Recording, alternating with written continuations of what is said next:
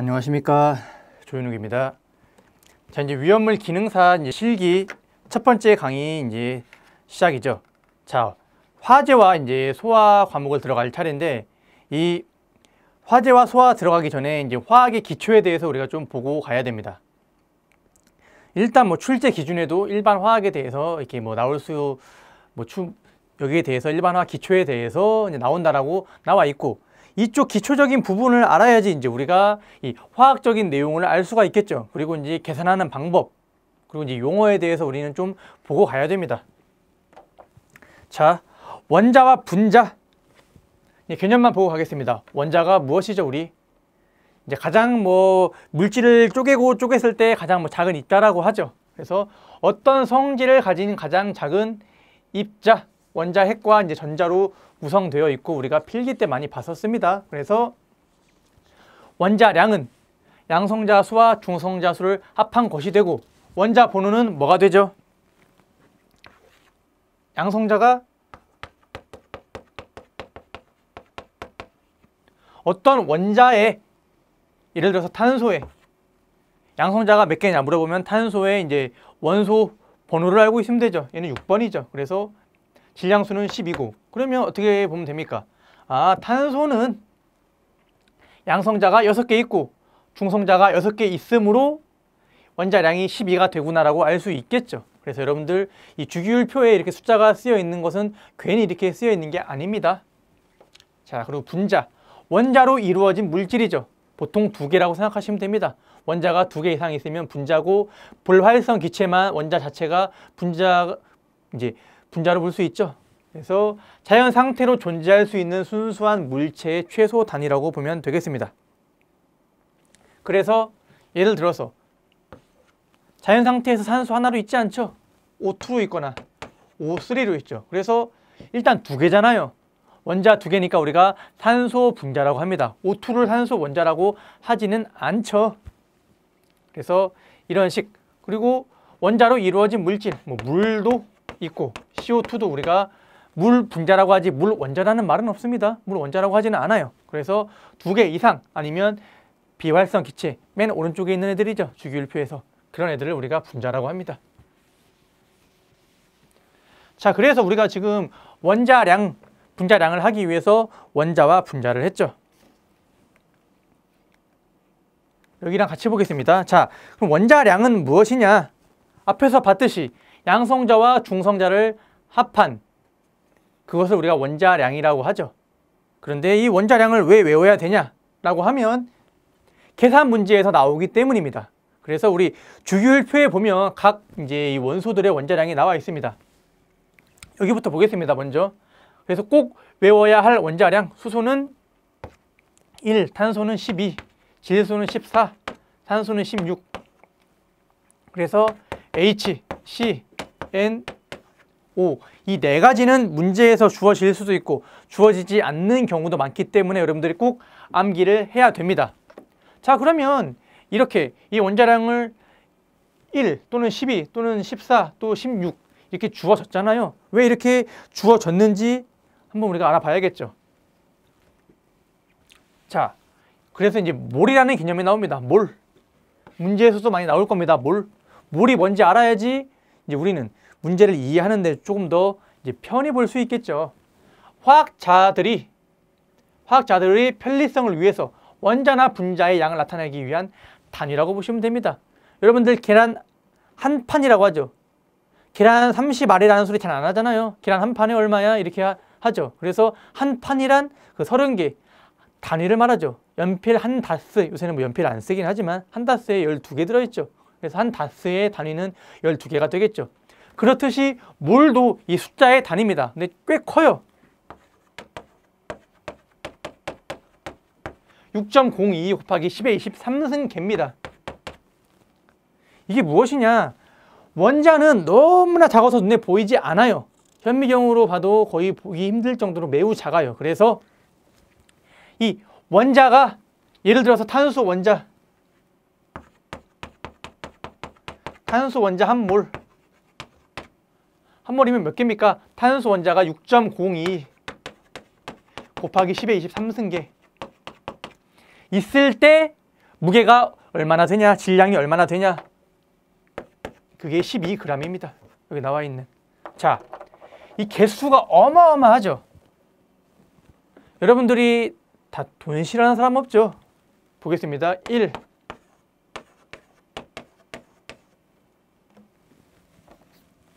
이렇게 하면 안 되죠. 1, 10, 100, 1000만, 10만, 100만, 1000만, 억, 1억. 엄청 큰 돈이죠. 몇 승입니까? 1, 2, 3, 4, 5, 6, 7, 8승이죠. 1승, 2승, 3승, 4, 5, 6, 7, 8, 9승이네요. 자, 1억이 10의 9승밖에 안 돼요. 1억개만 하더라도 여러분들이 셀 수 없을 정도로 아주 많은 큰 숫자죠. 그런데 23승이면 감이 안 잡히죠. 10억은 10의 10승, 100억은 10의 11승, 1000억은 1조는 10의 12승 이렇게 올라가잖아요. 그것만 해도 엄청난 숫자인데 셀 수가 없죠. 자, 원자는 너무 작기 때문에 그래서 이 몰이라는 단위를 만든 겁니다. 적어도 뭐 실험을 한다던가 계산을 할 때 이 한 몰이라는 개념, 그러니까 이 단위를 만들어야지 계산을 하지. 자, 탄소 원자 엄청난 숫자를 갖고 있어봤자 12g밖에 안 됩니다. 12g이면 이렇게 이 조그만한 우리 티스푼 있잖아요. 그걸로 한 숟갈 정도 뜬 정도, 한두 스푼 정도 그 정도밖에 안 돼요. 그게 이렇게 많다는 소리입니다. 그래서 여러분들 몰이라는 개념은 뭔지 아시겠죠? 원자가 너무 작기 때문에 이제 어느 정도 우리가 감을 잡아야겠죠. 그걸 잡을 수 있을 정도의 크기를 만든 거죠. 몰. 그래서 6.02 곱하기 10의 23승계입니다. 그래서 그겁니다. 수소 한 몰은 그걸 원자량으로 해요. 수소 한 몰이 1g, 탄소는 12g, 질소는 14g, 산소는 16g입니다.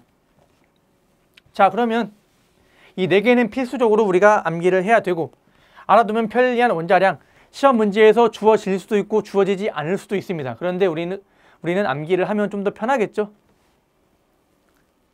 그 중에서 잘 나오는 것들입니다. 나트륨은 23입니다. 칼륨 39, 칼슘은 40, 염소는 35.5. 그 외 아르곤 40, 인 31, 알루미늄 27, 마그네슘 24.3, 또 뭐가 있을까요? 황 32. 이 정도로만 여러분들이 알고 있어도 될 것 같습니다. 헬륨은 산데 잘 안 나오고 이 정도로만 알아도 여러분들 될 것 같아요.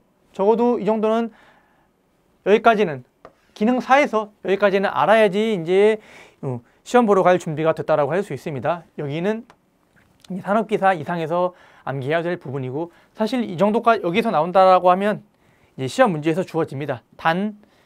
인의 원자량은 31이다. 단 알루미늄의 원자량은 27이다. 이렇게 주어집니다. 자, 이제 그러면 분자량은 뭔가요? 원자가 하나고 분자량은 2개 이상이라고 했으니까 얘네들 몇 개 묶어놓으면 우리가 그것을 분자량이라고 하겠죠. 예를 들어서 H2O 물 원자라고 안 한다 그랬죠. 여기에 분자량을 구하라. 그럼 얼마가 됩니까? 수소가 1이라 그랬죠. 1이 2개 있죠. 그래서 1 곱하기 2 더하기 산소는 16이라고 했죠. 다 지웠으면 여러분들 이미 암기되어 있어야 됩니다. 산소 16이죠. 하면 18 나오죠. CO2는 얼마입니까? 얘도 2개 이상이니까 우리가 분자라고 하죠. 그리고 분자량을 구하려고 하면 탄소가 12 더하기 산소는 16이었죠. 16이 2개 있습니다. 그러면 32가 되죠. 32 더하기 12는 44가 되죠.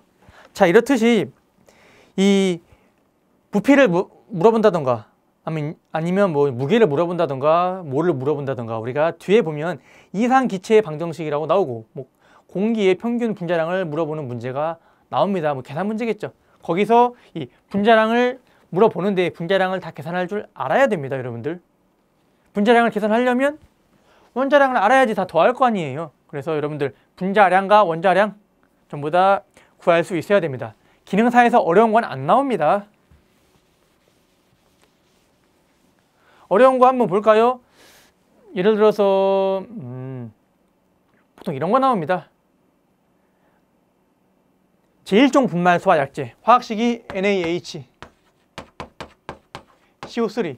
이런 거 어떻게 구해요? 나트륨 제가 외우라 그랬죠. 23 더하기 수소 1, 탄소는 12, 산소가 3개 있죠. 16 곱하기 3. 그럼 얼마 나옵니까? 48에 12 더하면 60, 24를 더하니까 84 나오죠. 그래서 이걸 알아야지만 문제를 풀 수 있는 경우가 있어요. 예를 들어서 1종 분말 소화 약제가 분해했을 때 나오는 이산화탄소의 양을 구하라고 했을 때는 이 NaHCO3의 분자량을 계산할 줄 알아야 돼요.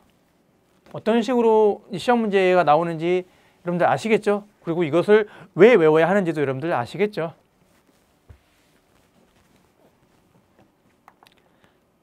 자, 그래서 이제 다음 증기 비중이 나오죠.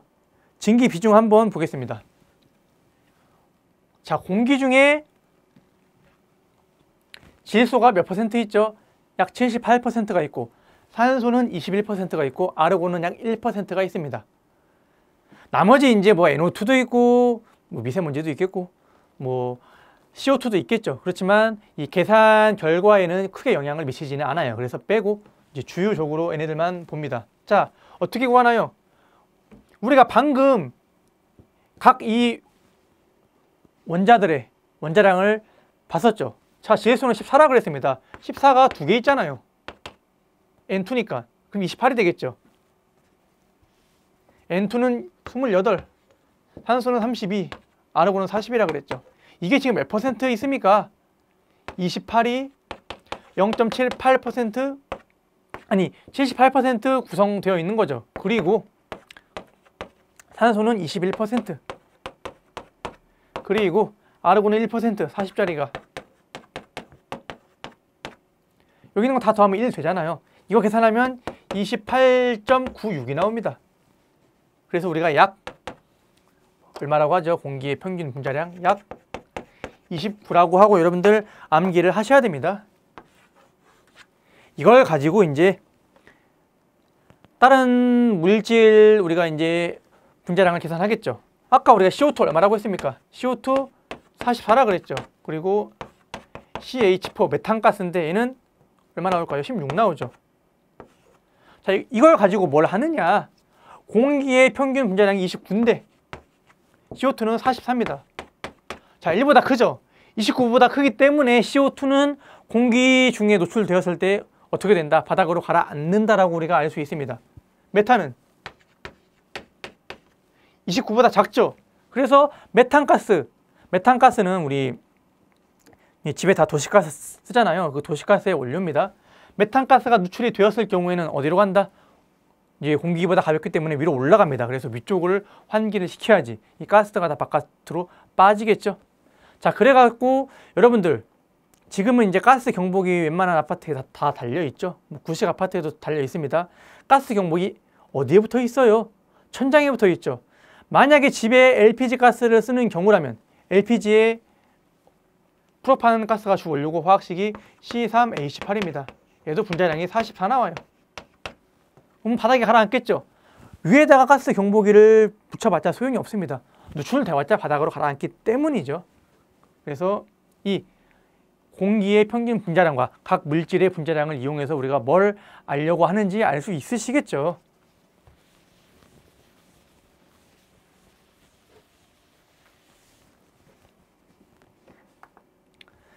자, 다음에 이제 실기에서 가장 이제 많이 나오는 게 화학식이죠. 화학식은 뭡니까?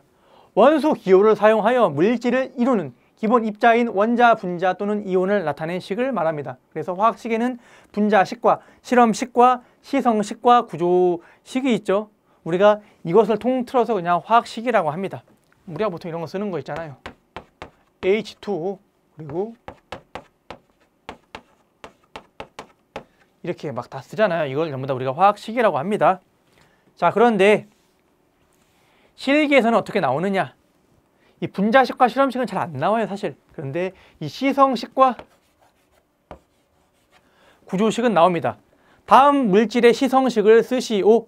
아니면 다음 이 물질의 구조식을 뭐 그리시오. 이렇게 나옵니다. 그래서 우리가 이게 뭔지 다 알아야겠죠. 자, 첫 번째로 분자식은 무엇이냐? 분자식 되게 간단해요. 우리가 여러분들 좋아하는 술 있죠? 에탄올 C2H5OH라고 합니다. 자, 분자식이라고 하면 무엇인지 보겠습니다. 이렇게 물질이 있으면 그냥 같은 종류는 전부 다 몰아버리면 됩니다. 같은 종류끼리. 어떻게 바꿀 수 있을까요, 그러면? H가 여기도 있고 여기도 있잖아요. 그래서 C2H6O 이렇게 다 정리를 해버리는 것이 우리가 분자식이라고 합니다.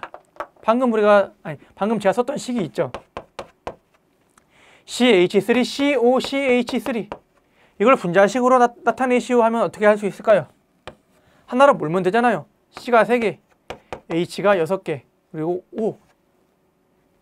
어떤 식인지 아시겠죠? 이게 분자식입니다. 실험식 보겠습니다. 두 가지 물질을 같이 비교를 해서 보면 좋아요. C6H6 벤젠이죠. 그리고 C2개 H2개 아세틸렌입니다. 완전히 다른 물질이에요. 자, 그런데 탄소 하나당 수소 하나가 붙어있는 꼴이죠. 얘도 그렇고 얘도 그렇고. 실험식은 뭐라고 나와 있죠? 가장 간단한 정수비로 나타낸 식을 실험식이라고 하죠. 그러면 C 하나에 H 하나 있는 거니까 벤젠의 실험식은 CH가 됩니다. 아세틸렌도 C2개, H2개 간단하게 정수비로 나타나면 CH가 되죠. 그래서 이 두 가지 물질의 실험식은 같아져요. 그래서 이 실험식을 가지고는 어떤 물질인지 이제 정확하게 알 수 있지는 않죠. 이게 벤젠인지 만약에 어떤 물질의 실험식이 CH다. 이 물질은 무엇인가? 이렇게 물어보면 벤젠인지 아세틸렌인지 정확하게 구분할 수는 없겠죠.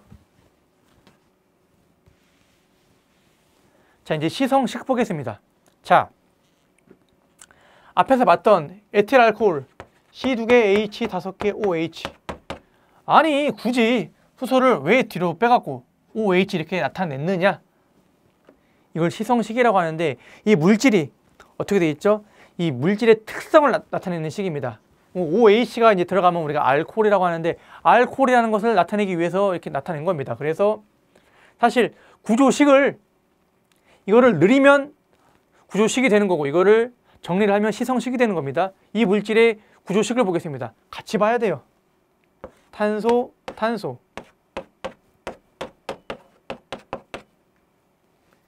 이 자리에 H가 있는 겁니다. 자, 이 에탄올은 실제로 구조가 이렇게 되어 있습니다. 이걸 구조식이라고 하죠.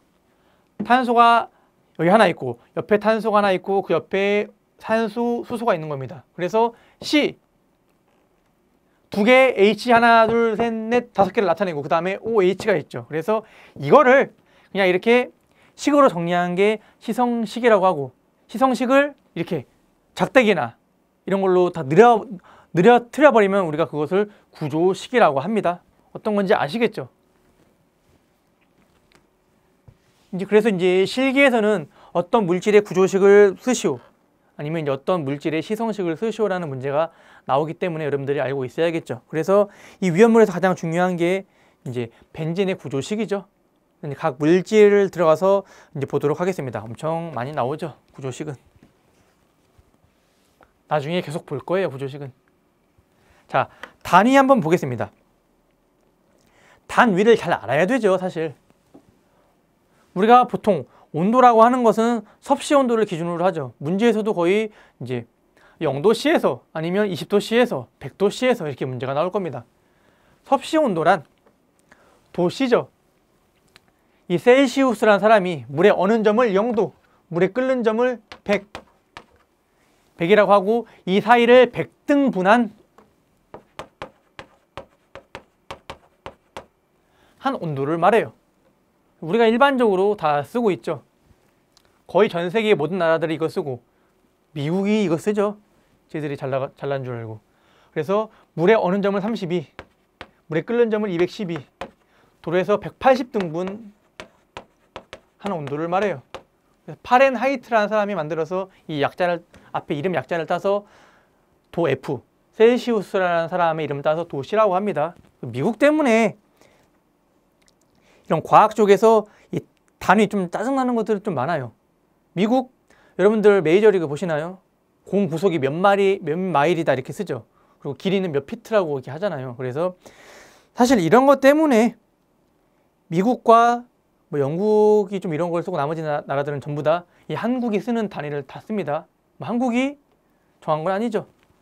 SI 단위라고 해서 길이는 미터, 무게는 킬로그램 이렇게 다 씁니다. 다 이거 써요. 그런데 미국이랑 일본 나라만 이걸 써가지고 아주 계산하기 힘들게 하죠.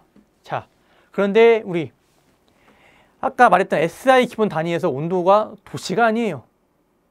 온도는 절대 온도를 씁니다.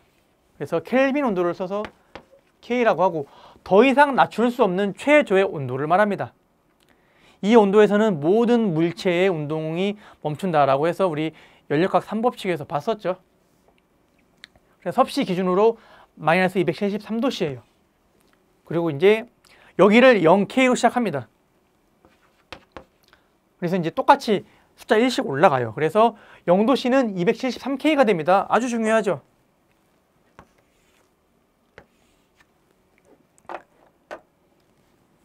영도씨는 273K. 그러면 27도씨는 여기다가 27K 더하면 되니까 300K가 되는 거죠. 그래서 문제에서 가끔씩 27도씨라고 나오는 것은 뭐냐면 계산하기 편하게 하기 위해서 300이면 숫자가 딱 떨어지잖아요. 그래서 이렇게 좀 나오기도 합니다. 보통 25도씨도 많이 나오죠. 그럼 298K가 됩니다. 자, 이 화학에서 계산할 때는 문제에서 조건으로는 도시로 주어지고 계산할 때는 항상 이 K로 써서 여러분들 계산해 줘야 되는 거 아시죠? 많은 이제 문제를 풀어보면 여러분들이 다 이제 적응되실 겁니다. 랭킨 온도는 중요하지는 않아요. 화씨 온도의 절대 온도라고 해서 460 더하기 도 F라고 보시면 됩니다.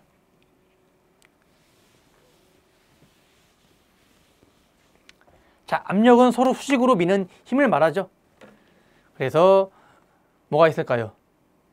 자동차가 굴러가면 자동차가 바닥을 누르는 힘과 바닥에 자동차를 누르는 힘이 있고 제가 이렇게 손을 서로 이렇게 밀면 왼손과 오른손이 서로 누르는 힘이 있겠죠. 여기서 압력이 생기는 거겠죠. 그래서 1기압이 1atm 그리고 760ml 순주 hg다. 이것만 여러분들 잘 알고 있으면 되겠습니다. 밀도는 질량을 부피로 나눈 값이죠. 그래서 밀도는 부피분의 질량입니다.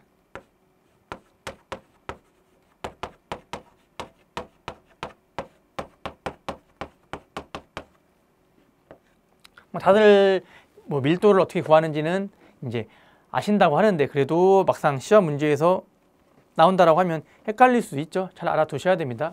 자, 밀도가 뭡니까? 밀도. 같은 부피일 경우에는 질량이 많이 나가는 게 밀도가 커지겠죠. 그래서 물의 밀도는 1인데 1보다 큰 것들은 가라앉고 1보다 작은 것들은 뜨겠죠. 예를 들어 어떤 게 있을까요? 같은 부피라고 할 경우, 이만한 부피라고 할 경우 철은 무겁죠. 철은 질량이 더 크기 때문에 밀도가 커집니다. 그래서 물에 가라앉고 플라스틱은 같은 부피지만 질량이 가벼워요. 그래서 물에 뜨겠죠. 그래서 밀도는 어떤 의미인지 여러분들 아시겠죠? 유량은 뭔가요? 유량. 단위 일정 시간을 정해놓고 이 면을 통하는 수량을 말하죠. 그래서 한 번쯤만 그냥 어떤 의미인지만 아시면 될 것 같습니다. 자, 이런 문제가 나오죠. 비중이 0.8인 메탄올 400리터의 질량은 얼마인가? 비중 그냥 우리 밀도라고 보셔도 됩니다. 자, 밀도가 0.8이래요. 0.8은 부피가 400 있죠. 400분의 질량을 X라고 둡시다. 그러면 물어보는 거, 질량이 얼마인지 물어보는 거잖아요. 0.8 나오려고 하면 질량 얼마 나와야 돼요? 320 나오면 되죠. 정답은 질량은 320 kg이 되겠죠. 여러분들 어떻게 계산하는지 이제 여러분들 아실 겁니다.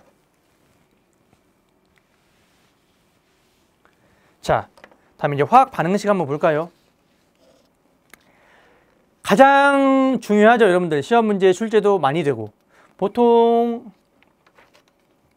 얼마나 될까요? 보통 이제 기존에 필사평과 작업평 24문제 정도 나온다고 했었죠. 보통 이제 반응식이 한 7, 8문제 나옵니다. 절대 버려서도 안 되고 안 외워서는 시험 합격하기가 힘들어요. 물론 반응식을 안 외운다 가정했을 경우에 나머지 모든 부분을 여러분들이 다 맞출 수 있어야 됩니다. 그래야지 합격을 하는데 사실 그게 더 어렵죠. 반응식 몇 개 외우는 게 낫죠. 반응식은 무엇입니까? 화학 반응이 일어날 때 반응하는 물질과 생성되는 물질을 화학식으로 나타낸 것을 말하죠. 가장 간단한 거 뭐가 있을까요? 탄소가 산소와 결합해서 CO2가 된다는 이런 아주 간단한 반응식이 있고, 또 뭐가 있을까요? 좀 복잡한 거.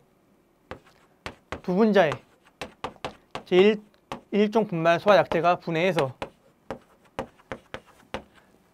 탄산 나트륨과 이산화탄소와 물이 되는 이런 분해 반응식. 한마디로 화학 반응이 일어날 때 왼쪽과 오른쪽 화살표를 써갖고 어떻게 바뀌는지를 나타낸 식을 말하죠. 화학식을 말하죠. 그래서 이걸 화학 반응식이라고 하고 여러분들이 이제 앞으로 열심히 암기를 해야 될 내용이죠.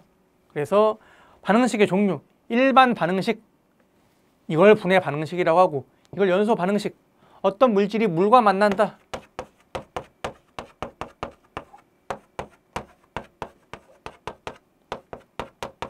이런 걸 우리가 물과의 반응식이라고 하죠. 자, 쉽습니다. 일반 반응식은 뭐랑 반응할지 모르니까 넘어가고, 분해 반응식은 어떻게 됩니까? 어떤 물질의 분해 반응식을 써라. 그러면 이 물질이 분해하니까 이 왼쪽과 오른쪽이 이걸 기준으로 여기에 있는 개수와 여기 있는 개수가 맞아야 될 거 아닙니까? 그래서 분해 반응식은 여기에 있는 것만 잘 풀어봐야 됩니다. 푸셔도 됩니다. 그래서 숫자를 항상 꼭 맞춰야 돼요. 연소 반응식은 뭡니까? 어떤 물질과 O2와의 이제 결합을 했을 경우 어떻게 반응을 하는지를 나타내는 거고, 물과의 반응식은 뭡니까? 어떤 물질과 H2O. 그래서 여러분들이 만약에 문제에서 뭐 어떤 물질의 연소 반응식을 써라 하면 그 물질의 화학식을 쓰고, 그리고 이제 O2를 쓴 다음에 생성 물질이 나오겠죠. 그러면 이제 개수를 맞춰주면 되는 겁니다. 물과의 반응식도 똑같죠. 그래서 연소 반응식은 O2랑 한다, 물과의 반응식은 H2O랑 한다는 점 여러분들 꼭 알아두시기 바랍니다.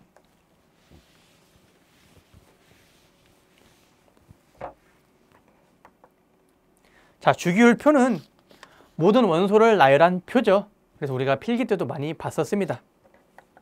그래서 1번부터 뭐 2, 3, 4, 수헬립의 붕탄질산, 그리고 이제 많이 나오죠. 플루오르, 네온, 뭐 나트륨, 마그네슘 쭉 나오죠. 알루미늄, 규소. 사실 외워도 되고 안 외워도 됩니다. 20번까지. 그냥 한번 분석은 해야 되죠. 밑에 나와 있는 게 우리가 이 물질의 원자량이라고 볼 수 있죠.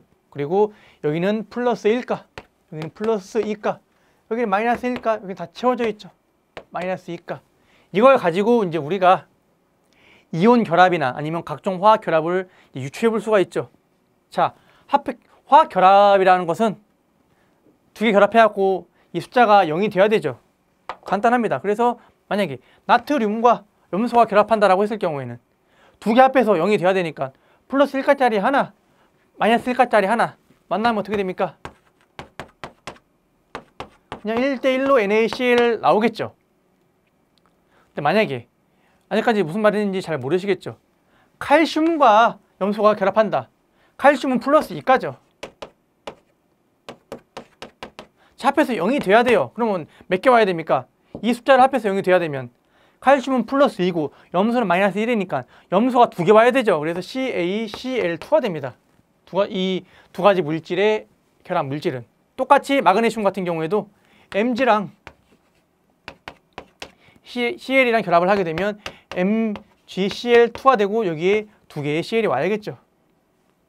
아니면 두 개의 Cl이라기보다 Cl2가 오겠죠. 그래서 이런 식으로 여러분들 결합된다는 거 아실 겁니다. 또 하나만 더 해볼까요? 복잡한 거. 자, 알루미늄과 산소가 결합한다. 여기는 플러스 3이 되겠죠. 자, 알루미늄인데 알루미늄은 플러스 3가입니다. 그리고 산소랑 결합을 합니다. 산소는 이렇게 분자 상태로 존재를 하죠. 어떻게 될까요? 자, 얘는 플러스 3가고 얘는 마이너스 2가니까 알루미늄 2개, 산소 3개 와야지 완성된 화학식이 나오겠죠. 그래야지 숫자가 맞을 거 아니에요. 플러스 3 2개 오니까 플러스 6 되죠. 마이너스 2가 3개 오니까 마이너스 6 되죠. 합하면 0이 된다. 개수 맞춰주면 되죠. 몇 개입니까? 알루미늄 여기. 여기부터 보면 되죠. Al2O3가 나왔으니까 이 두 개 숫자를 다 맞춰줘야 될 거 아닙니까? 근데 홀수 있는 부분을 일단 2배를 해줍니다. 그게 맞아요. 그럼 여기 2개가 되겠죠.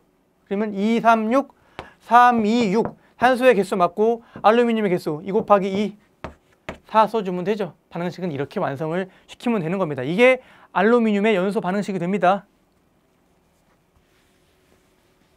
자, 그래서 여러분들 기능사에서 많이도 안 나와요. 여기에 있는 물질들 이 정도로 리튬, 나트륨, 칼륨이 플러스 1가, 수소도 플러스 1가인 거 보셔야 되고, 마그네슘, 칼슘이 플러스 2가, 알루미늄이 플러스 3가, 그리고 뭐 Cl, 플루오르가 마이너스 1가, 얘네들이 마이너스 2가. 이 정도로만 보셔도 됩니다. 얘네들은 반응하지 않아요.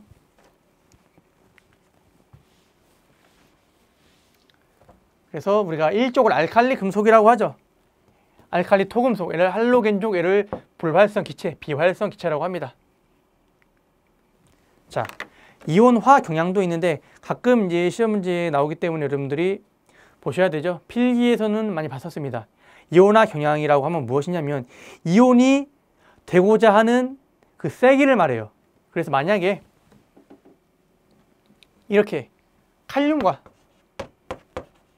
마그네슘을 섞어놓습니다. 근데 마그네슘이 이온이었어요. 두 개 섞어놓으면 마그네슘보다 칼륨이 앞에 있으니까 칼륨 내가 이온 될래. 너는 그냥 환원 돼. 해서 이렇게 바뀌어버립니다. 칼륨이 이제 이온으로 바뀌고 마그네슘은 그냥 마그네슘으로 된다는 소리입니다. 그래서 이 순서를 여러분들 좀 알아두셔야 돼요. 여기에 대해서도 나온 적이 있기 때문입니다. 많이 했었죠. 칼카나마 알.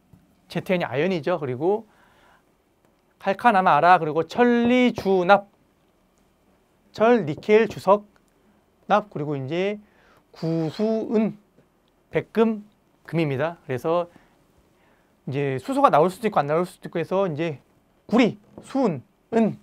그래서 구수은, 금금. 근데 백금이 앞에 있다라고 보시면 되고, 사실 이렇게까지는 어디 부분이 많이 나오냐면 이쪽 부분과 보통 이제 한 이쪽 부분만 잘 나온다고 보시면 됩니다. 여기도 나오긴 하지만 잘 안 나와요. 납이 어디 있는지는 앞뒤로 한번 좀 보시기 바랍니다. 이쪽과 관련된 문제를 여러분들 한번 풀어보시면 어떻게 푸는지 아실 겁니다.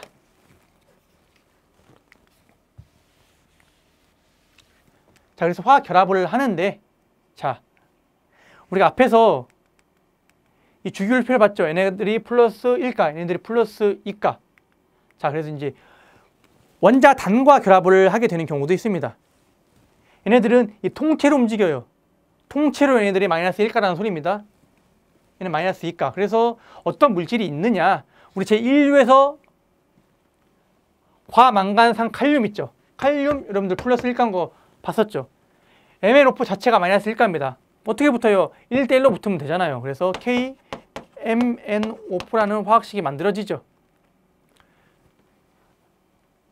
시안기, 우리가 시안화수소라고 해서 HCN, 수소도 플러스 1가죠. 그리고 KCN도 있습니다. 청산가리라고 하는 물질이고 얘는 청산이라고 하는 물질입니다. 얘는 어떻게 됩니까? 탄산, 우리가 탄산 칼륨이라고 하죠. 마이너스 2가인데 칼륨은 플러스 1가잖아요. 두 개 앞에서 0이 되려고 하면 K가 두 개 와야 되죠. 그래서 K2CO3가 되는 겁니다. 그래서 여기에 있는 원자단의 이 식과 이온식과 원자가 정도는 외워두면 나중에 이제 반응식 볼 때 되게 편해집니다. 그래서 이 정도. 그리고 여기는 뭐 좀 다 이 정도로만 외워도 여러분들 아주 편해집니다. 이거 외워야 되죠. 암모늄기까지. 다 반응식을 하기 위한 기초 과정이라고 보시면 돼요.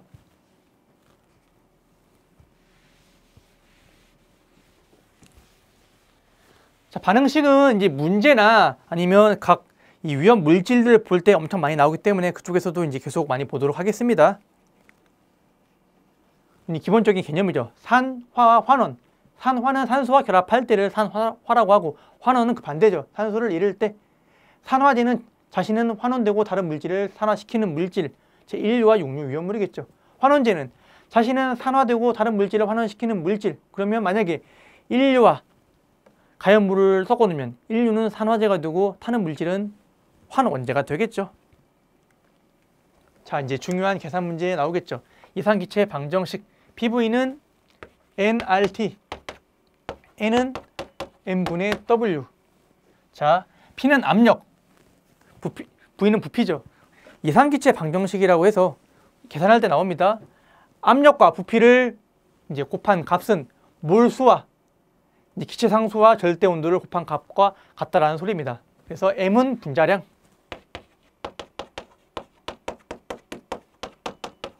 W는 무게가 됩니다. 분자량분의 무게가 몰수가 되기 때문에 우리 N을 몰수라고도 하죠. 자, 보통 부피를 물어보는 문제가 많이 나옵니다. 그래서 다시 이 식을 정리하면 PV는 N이 N분의 W라고 했으니까 N분의 WRT라고 볼 수 있죠. 그래서 부피를 구하라고 하는 문제는 V는 PN분의 WRT. 이 식 자체도 여러분들이 암기를 해주셔도 좋아요. 다 바꿔 쓸 수 있습니다. 만약에 시험 문제에서 뭐 몰수를 구하시오 한 다음에 나머지 조건이 주어지겠죠. 그러면 N은 어떻게 구합니까? N은 PV분의 RT가 되겠죠. 전부 다 바꿔 쓸 수 있어요. 전부 다. 각가지 식으로. 문제에 따라서 보도록 하겠습니다. 여기서 볼 거는 우리 기체 상수 R이 0.0820라는 점, 그리고 온도가 나올 때는 섭씨 온도로 주어지지만 뭘로 한다? 절대 온도를 바꿔서 해야 된다는 점만 잘 여러분들이 파악하고 있으면 되겠죠. 자, 식을 가지고 이 문제를 풀어보는 게 제일 빠르겠죠. 이렇게 나옵니다. 6kg의 이산화탄소의 1기압 25도씨에서의 부피 리터를 구하시오. 항상 부피를 구하라고 할 때 단위가 뭔지 잘 보셔야 됩니다. 그러면 이제 계산하면 되죠. 그대로. 부피를 구하라고 하니까 V는 이 식을 이용하면 되죠. PM분의 WRT. 그러면 자, 보겠습니다. 다 넣어주면 되죠. 는 압력 얼마입니까? 1기압이라고 나와 있죠. 자, 이산화탄소는 CO2입니다. CO2의 분자량 어떻게 되죠? 분자량 C가 12, O2가 얼마입니까? O2가 32가 되죠. 16자리가 두 개 있으니까 44가 될 거 아닙니까? 그래서 여기에 44를 곱해줍니다. W, 무게 얼마나 있습니까? 무게 6kg 있죠. R은 0.08이라고 했죠. 0.08이 05 해도 되고 0.08 해도 됩니다. 25도씨니까 얼마입니까? 273 더하기 25를 해주면 되죠. 298K가 나옵니다. 그래서 298을 곱해줘요. 그러면 얼마가 나오죠? 이렇게 곱하면 이제 책에 나와 있는 풀이대로 풀어도 되고, 이렇게 일단 풀면 얼마가 나올까요? 킬로그램 단위로 했으니까 3.34m 세제곱이 나올 겁니다. 왜냐하면 킬로그램으로 하면 미터 세제곱이 나오고, 이제 그램으로 하면 우리가 리터가 나옵니다. 자, 우리가 여기서 알 수 있는 게 하나 있죠. 알아야 될 단위. 1m 세제곱은 1000리터입니다. 이걸 리터로 바꾸면 1000 곱해주면 되죠. 그래서 이거는 3334리터가 됩니다. 그래서 정답 어떻게 구하는지 아시겠죠? 아주 간단해요. 다 주어집니다. 문제에서 그대로 숫자만 넣어서 풀어주면 돼요.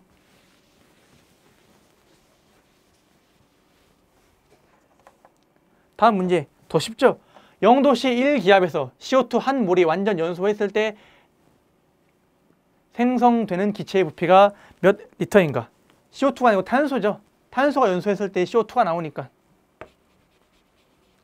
탄소 한 몰이 완전 연소했을 때 생성되는 기체의 부피가 몇 리터인가? 자, 이렇게 나올 경우에는 우리 연소 반응식부터 써야 됩니다. 탄소가 산소랑 반응하면 CO2가 되죠. 자, 한 몰 얼마입니까? 12죠. 12g이 반응했을 때 얼마 나와요? 한 몰이니까 32가 되겠죠. 그래서 CO2는 44가 되잖아요. 자, 이 CO2의 부피가 얼마인지 0도씨 1기압에서 구하라는 소리죠. 부피니까 V는 PM분의 WRT를 쓰면 되죠. 그럼 그대로 또 넣어주면 됩니다. 압력은 1, CO2의 분자량은 44가 되죠. 얼마 나왔어요? 44kg 나왔죠. 0.082. 0도씨니까 273이 되겠죠. 이거 나눠지네. 결과적으로 0.082와 273을 곱하면 되죠. 곱하면 22.4리터가 나옵니다. 여기서 특이한 점이 있어요. 어떤 물질이건 기체 한 몰의 부피는 무조건 다 22.4입니다. 왜냐하면 N이 N분의 W라 그랬죠. 근데 N분의 W가 한 몰수잖아요. 한 몰이면 이게 1이 돼버리죠. 만약에 V는 Pn분의 WRT 바꿔쓰면 V는 뭘로 씁니까? N분의 W가 N이니까 P분의 nRT로 쓸 수 있겠죠. 그런데 한 몰이면 이게 무조건 1로 나와버려요. 거기다가 1기압은 P도 1이 돼버리죠. 그래서 V는 RT가 돼버립니다. RT는 기체 상수 정해져 있어요. 0.082. 그리고 T는 온도인데 0도씨 1기압이라는 조건이 있을 때 0도씨 1기압을 우리가 표준 상태라고 합니다.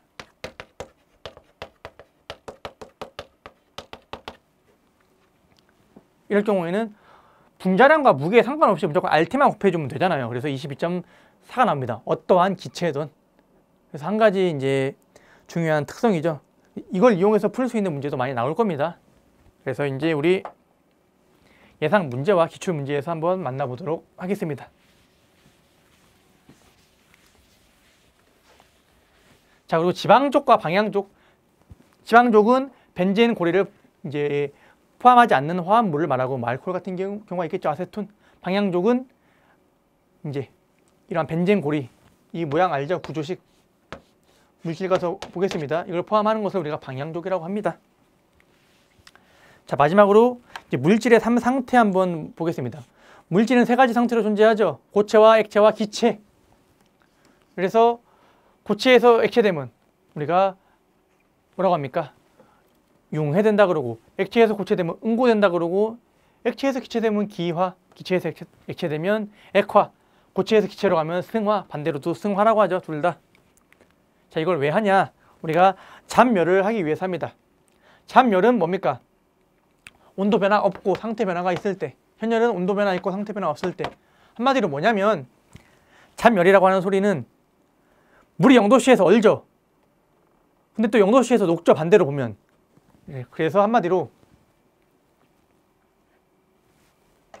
자, 물이 0도씨에 얼으면서 0도씨 물로 녹을 때 그냥 녹는 게 아니고 일정한 열을 가해줘야지 녹아요. 여기서도 100도씨의 물이 이제 끓어요. 일단 액체죠.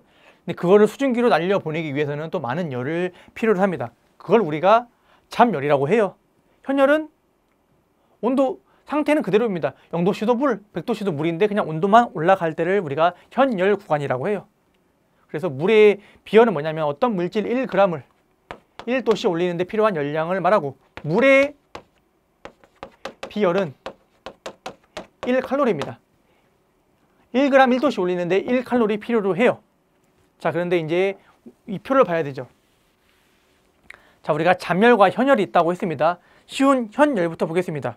물을 다 녹았어요. 0도씨의 물을 100도씨로 올리기 위해서 1도씨 올리는데 1칼로리 필요합니다. 100도씨 올라갔죠. 얼마 필요해요? 100칼로리 필요합니다. 얼마? 1g 기준. 자, 그런데 여기는 우리가 잠열 구간이라고 하죠. 온도는 똑같아요. 온도 변화는 없는데 상태가 변했죠. 고체에서 액체로 변했죠. 여기는 80입니다.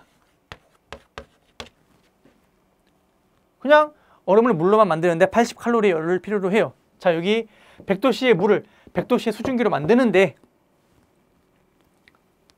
온도는 그대로죠.